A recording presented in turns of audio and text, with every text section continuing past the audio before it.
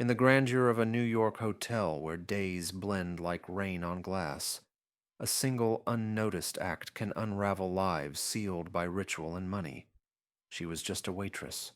No one special, but when a black waitress let a billionaire's disabled son lead her in a dance, she tore a hole in the script of the powerful. In that room of gold, two worlds touched, and neither could forget the warmth or the ache. This is not a tale about charity. It's about the courage to see and be seen. The city was still half dark when Syra peeled herself from the worn sheets. Her mother slept with her mouth open, breathing heavy, the shadow of the stroke still on her face.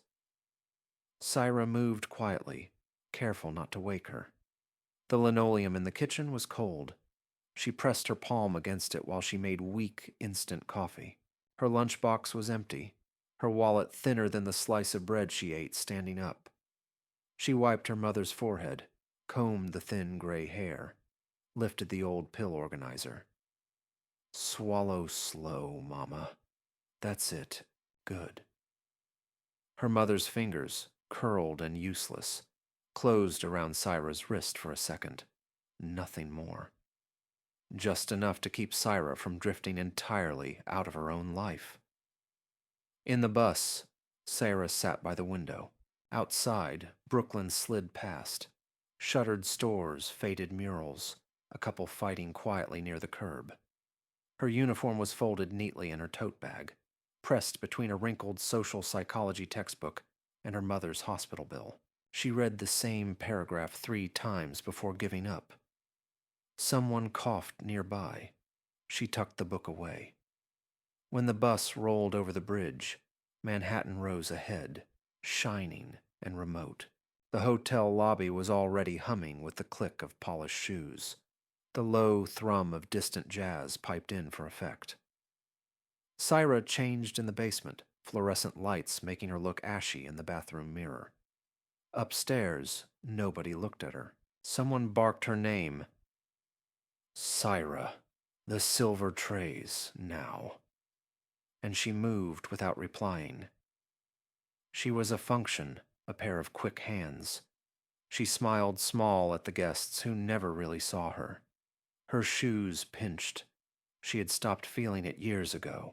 By the time the sun crept through the stained glass above the ballroom, Syra was already setting tables for the Children's Hope Gala. Extra chairs, extra napkins. She was on backup, they said, because someone called out.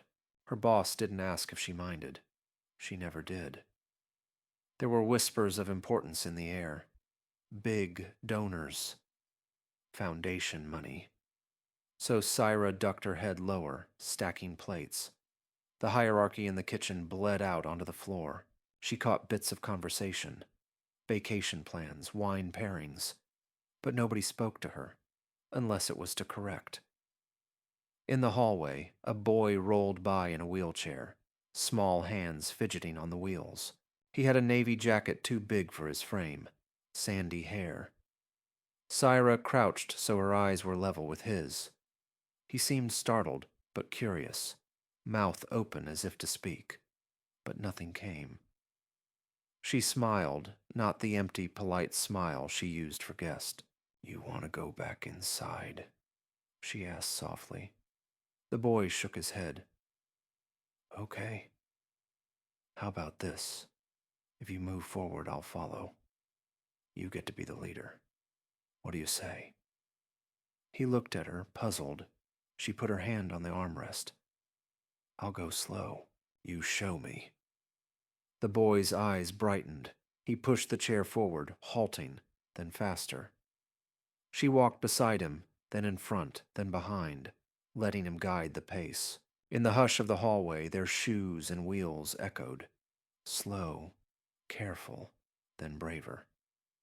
Syra took his small hand. Together they made a half-turn, a clumsy but real dance. The boy grinned, a laugh bubbling out, surprised at himself. Behind them, a man in a dark suit paused. Robert Henley. Impossible to mistake the way he stood apart from the noise, the way people fell silent in his path. He watched, his face unreadable. The weight of his gaze pressed the air thinner. Syra straightened, let go of the boy's hand, but she did not apologize. She waited, unsure if she'd done something wrong. The boy turned to look at his father, hesitant, but his smile didn't vanish. A colleague slid by, hissing, "Do you even know who that is? Are you out of your mind?" Syra shrugged, her cheeks hot but her voice quiet. He wanted to dance. The other woman rolled her eyes. "Nobody listens to you, Syra." The night faded into gray. At the exit, Syra zipped the boy's coat, hands gentle. The billionaire stood by the door, silent, watching every movement. Syra nodded at him, the smallest of acknowledgments, then left without another word. Her heart knocked against her ribs as she stepped out into the cool, busy night. She didn't look back, but she felt his eyes, still watching, trying to understand. The hotel felt different the next morning, more brittle, as if everyone knew something was about to snap. Syra's hands trembled as she tied her apron in the staff locker room. She had slept poorly, haunted by flashes of the boy's laughter and the memory of his father's eyes, cold, measuring.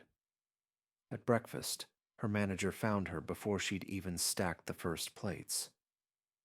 "Mr. Henley wants to see you," he said. No smile, no explanation. Syra wiped her palms on her skirt and followed him upstairs, her heart thudding. The private suite was thick with quiet. Sunlight pooled on the rug. Robert Henley sat by the window, his phone face down on the table. He didn't rise when Syra entered. He didn't even look at her at first. "Sit," he said, his voice clipped. She perched on the edge of a heavy chair, unsure where to put her hands. A pause dragged out, broken only by the sound of distant traffic and the soft hum of the air conditioner. "Why did you do it?" he asked suddenly, his tone almost sharp. He was staring now, searching her face. Syra blinked, swallowed. "He wanted to try. I just let him." Another pause. She could hear her own breath in the silence. Henley frowned, drumming his fingers on the table. "You're not a therapist, not a teacher. Why did you think you should?" He trailed off as if the question offended him. Syra tried to hold his gaze. He was smiling, that's all. He studied her, eyes narrowed. A phone buzzed somewhere. He picked it up, scrolled, then tossed it aside. "What's your last name?" "James." She spoke quietly. He nodded, as if he'd already known the answer. "Go back to work," he said. "We're done." She left the room, shoulders tense, but a strange defiance lingered in her step. Downstairs, word spread. Some whispered she was in trouble. Others, that she was being scouted for something better. In the break room, two colleagues watched her from the corner of their eyes. "Acting like she's special now," one muttered, loud enough for Syra to hear. "Management doesn't like people getting too close to the guests."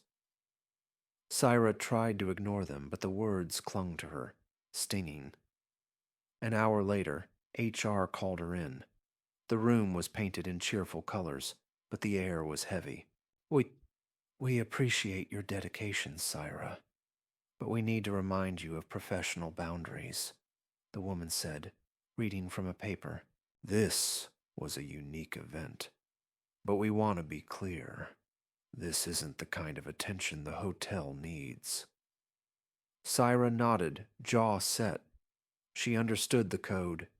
Be invisible. Blend in. Don't stand out. Later that day, she saw the boy again.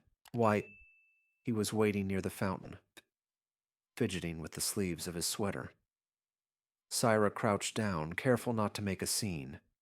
He looked up and broke into a smile, launching himself forward to hug her. She froze, surprised.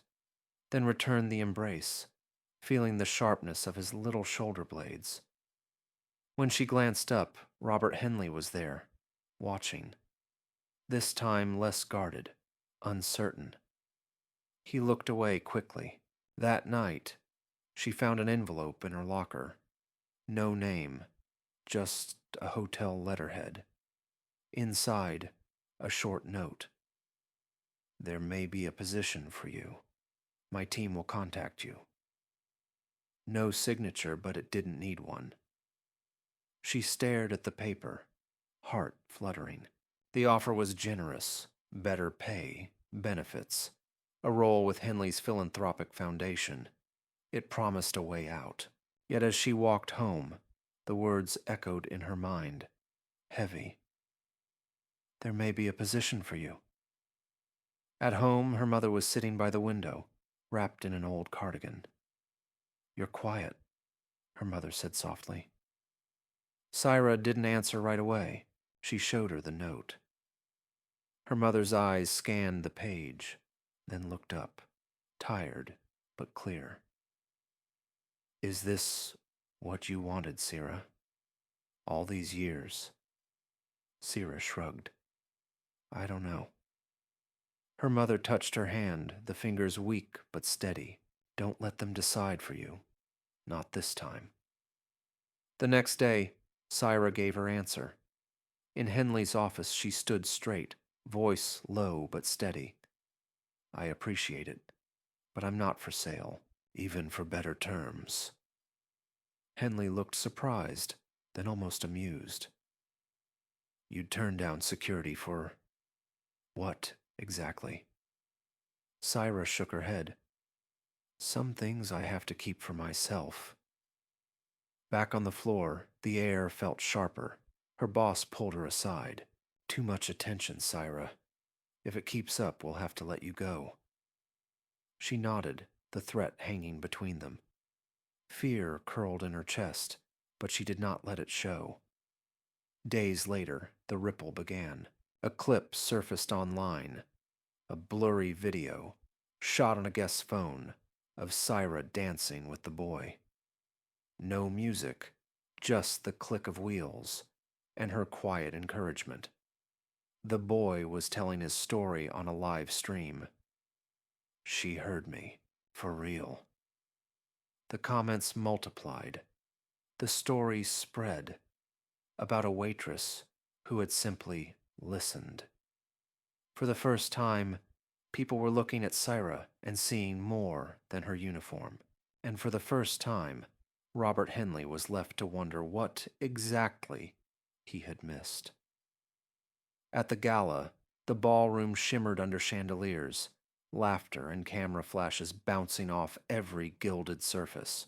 Syra stood at the edge, uncertain, clutching her invitation like something borrowed. She hadn't worn her uniform today, just a simple blue dress and her worn-out shoes.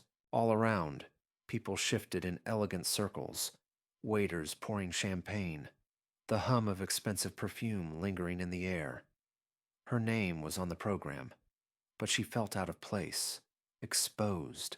Robert Henley took the stage, his suit crisp, his voice measured as ever. Thank you for coming, he began, eyes sweeping the room.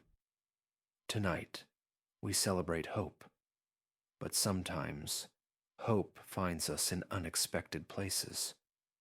His gaze flickered toward Syra. She felt heat climb her cheeks. Sometimes we look for leadership in the wrong places, he said quietly. Sometimes the courage we need comes from the ones we never thought to notice. The crowd shifted, uncertain, but the applause grew. Syra watched his face. The stiffness was gone, replaced by something gentler, a vulnerability he couldn't hide. She remembered their last conversation, the silence after her words. Now he spoke of values, compassion, dignity, not as abstractions but as debts owed. After the speech, the Foundation's board invited Syra to consult. No more aprons. No more, yes, ma'am. The title felt strange in her mouth. She shook hands with women in blazers, men with silver hair. She listened more than she spoke, still cautious. In meetings, they looked at her for answers. Sometimes she found them. Sometimes she didn't. Meanwhile, the video of her dancing with the boy spread beyond the city. She tried not to look, but everywhere she went, at the deli, on the subway, someone recognized her, nodded, smiled. She saw the clip on a neighbor's phone in the laundry room. Her voice, gentle. You lead. The boy's laughter echoing. The caption read, "She acted. She didn't ask." For a while, Sierra avoided the attention. Then she realized she could use it. A scholarship arrived, a grant from an unexpected sponsor, the paperwork as crisp as hotel linen.